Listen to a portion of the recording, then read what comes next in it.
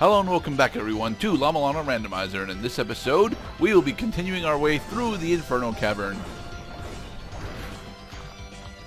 Hopefully we have enough health left over to do this particular puzzle.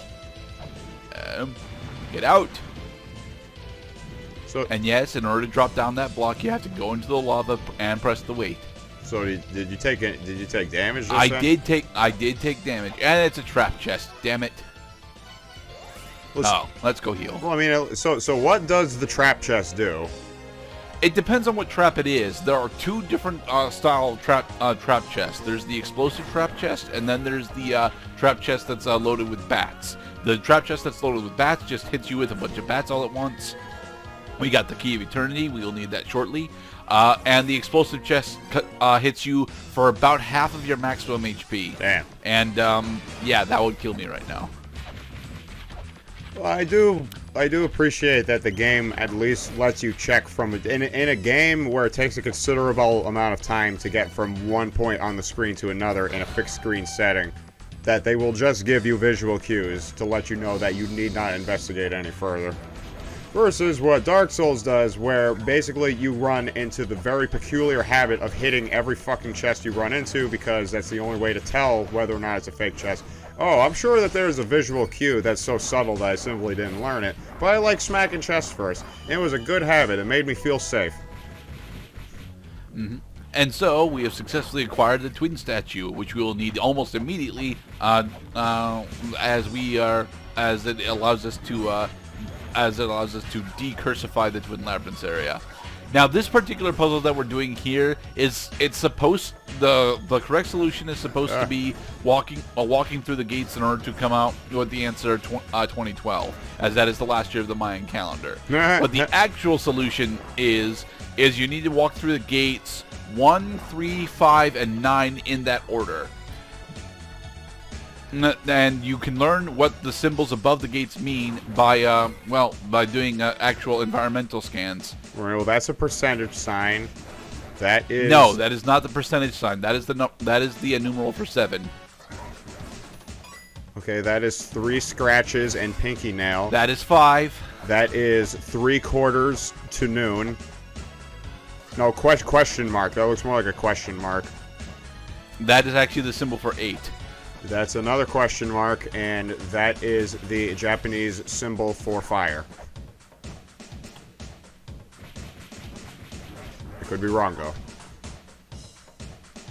You see, what I end up always doing is after I go through gates 1, 3, and 5, I just attempt to go through the rest of the gates in whatever order I come across them. Because once I go through gates 1, 3, and 5, then I just got to worry about hitting 9 last, and 9 last is right down there.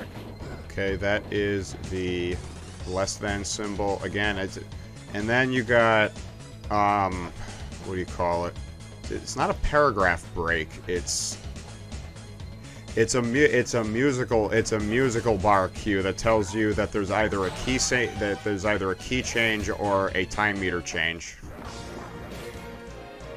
The reason why we're warping out is because we're at 10 HP, and I don't want to do the next part of the Endless Corridor without full health. Yeah, I mean, going up against the Ghost of Spoink, going up against the Raging Bull.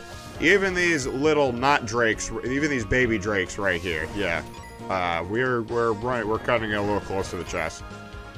For the record, all the enemies in this game actually do have names, but unless you were playing the PSP re-release, you would not know what they are. These snakes are actually called axe heads.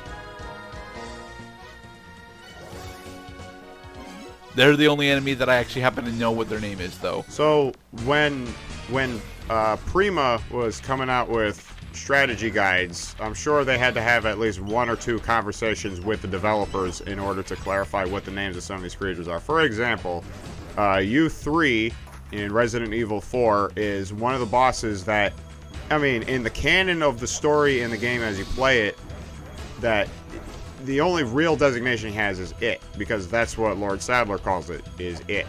But then when you look in the strategy guide, you find out that his name is actually U3. Why is it U3? Fuck you, that's why. More than likely, it is the third incarnation of the Unity project. That is from RE4. 8, 7. You've done it. Yay! I wasn't quite paying attention to what you were doing. There is a Steam achievement for accomplishing completing that puzzle the normal way. I don't understand how you're supposed to do the puzzle the normal way though, so I've never gotten it. Normal way? What's that? There's a normal way. If you manage to go through what the fuck this with these hidden pathways? Damn it! if you manage to go through these hidden pathways without going through the hidden portion of them, as in going through these pathways normally, and you still manage to get to the wait on time, there's an achievement for that. La-Mulana has been praised not just by the overall gaming community, but by game testers themselves, who remind them that knowing how to check every fucking wall to make sure the coding works is critical to the success of every player. There's a full heal. See, I'm not crazy. I'm not crazy. They're doing it too. I don't check walls because I'm paranoid. I check walls because they're secrets. There are always secrets in the walls. And more coins. All right. The reason why we're leaving the Endless Corridor now is because we can't realistically do much else in Endless Corridor without going to go fight the 2 mini bosses that are in it. Speaking of, something that I forgot to bring up last time, every area has 1 mini boss encounter. For Gate of Guidance, it was the Twin Red Skeletons. For Mausoleum of the Giants, it was the King of Ghosts. And for a Temple of the Sun, it was the Buer Lion.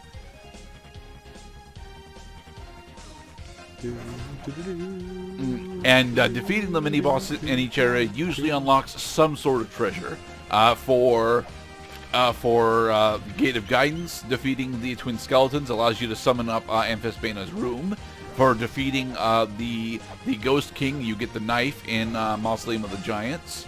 And for defeating Buer, you get access to Inferno Cavern and the ability to do the Isis check.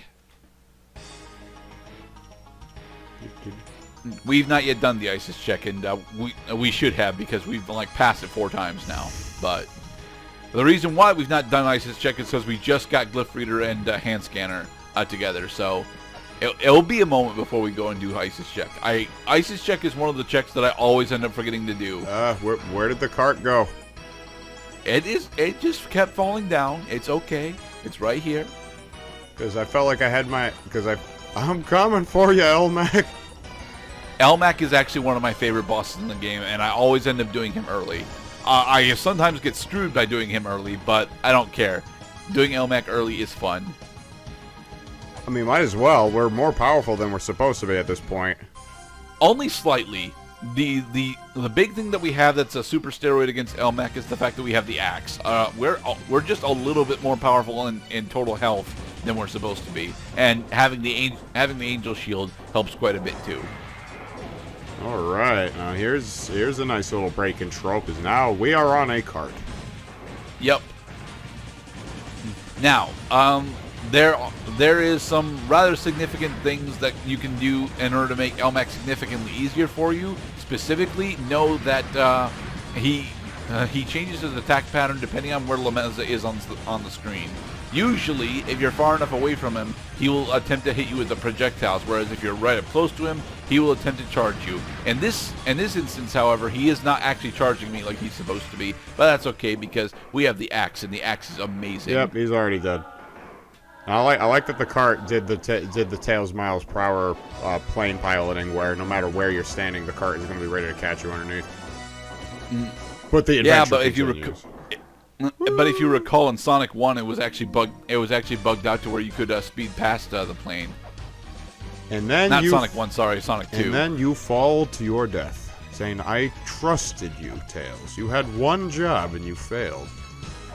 Alright, this puzzle, it's not obvious because we don't have the Zelpud mailer, but in this puzzle specifically, there is poison gas in these 2 rooms. With the twin statue, we have the ability to shift between these 2 twins portals, and we're supposed to use that in order to put down 2 weights in here. Oh god, is it going to kill us? Is it going to kill us? You are dead. Peace. Yes. Now, the poison gas isn't actually guaranteed to kill you. I think it's supposed to do a set amount of damage. Oh, I forget how much it is, though. It's like between 200 and 300 points of damage. Yeah, and that is... Yeah, that will kill us right now because we only have 128 health. But it is possible to survive the poison gas. So now we have to go fight Ellmac again. Oh, we do have to fight Ellmac. Yep. Oh. Well, that sucks. It's not that bad, to be perfectly honest. Again, Ellmac is my favorite fight, so, you know, doing him multiple times is fine by me. So, but where are you supposed to save in order to stop from having to redo a fucking mini-boss? At the grow points, actually. What you're supposed to do in order to be safe is once you have successfully slain Ellmac, warp out instead, because you're not supposed to have the twin statue yet at this point. Right. And then you will have a quick save immediately after Ellmac. Alright, let's fight Ellmac again. Yes. I'm sorry I didn't cut this out, guys, but it's my favorite fight, so we'll get to see it again. Maybe this time he'll do different patterns and I might do slightly better. Is the shield also a thing that is making this fight easier than it's supposed to be? Yes, because specifically because we have the angel shield. If we had the silver shield, no, the silver shield would also make this fight significantly easier, just not as easy as the angel shield does. Yeah, you just have to, because every boss. Oh, Jesus Christ, he's already dead. Yeah. Every boss Axe has a is weakness. fucking amazing. As Sekiro is teaching me once again, every boss has a weakness, and you should always exploit boss weaknesses. Ellmac's weakness is that he doesn't have all that much health. Yeah, but you're using the axe.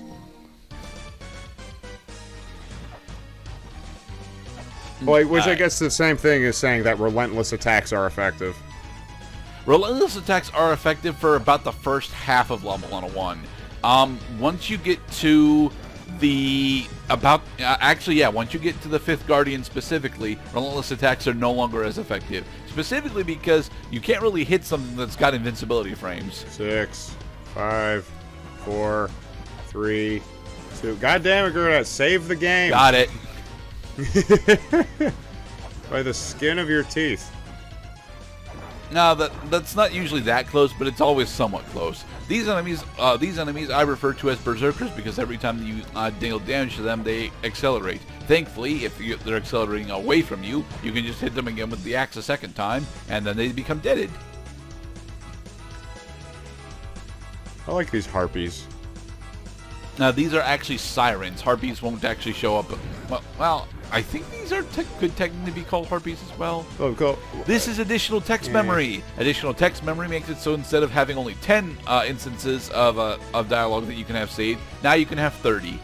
We see the common misconception with harpies is that they are beautiful, when actually ancient lore going back to the time of Homer and the tale of what's his name. They are actually hideous creatures who also have, you know, the face of a woman, kind of.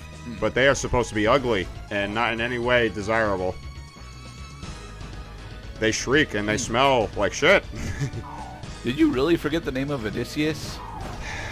Well, I mean, now that you remind me, I knew that it started with an O, but it wasn't Oedipus, and Oedipus is Roman. No, it is Greek. Yeah, Oedipus is Greek. It's been a little while, gosh dang it. I haven't been able to go to the library in person in like 6 months. Sad. Now, how am I ever supposed to remember who my heroes are? Odysseus.